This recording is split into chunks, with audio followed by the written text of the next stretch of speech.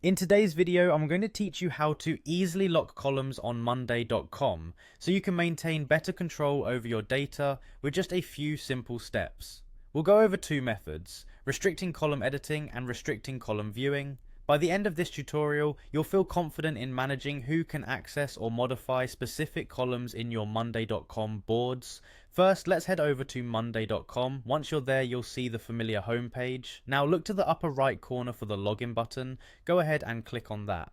After clicking login, you have a couple of options. You can either sign in using your Google account, which is especially handy if it's already synced for quick access, or if you prefer, manually type in the email address associated with your monday.com account. If you have chosen to sign in with Google, you'll see a list of your Google accounts. Simply select the email address you want to use and you're in.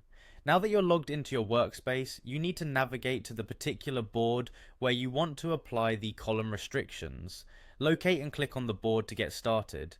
Now here's where we dive into column locking.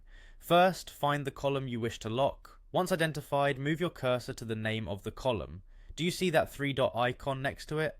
Click there to reveal additional options. From the drop-down menu that appears, select Settings. You'll find two primary ways to restrict access. Let's start with restricting column editing. In the settings menu, choose the option to restrict column editing. A prompt will appear allowing you to specify which accounts are permitted to edit this column. Carefully select these accounts to ensure only trusted members have editing capabilities. Now let's move on to the second type of lock, restricting column viewing. Again, you'll want to click on that same three-dot icon next to the column name, then choose settings once more. This time select restrict column view. This option is particularly useful if you want to maintain privacy for sensitive data. Just as before, choose which accounts should have the ability to view the column.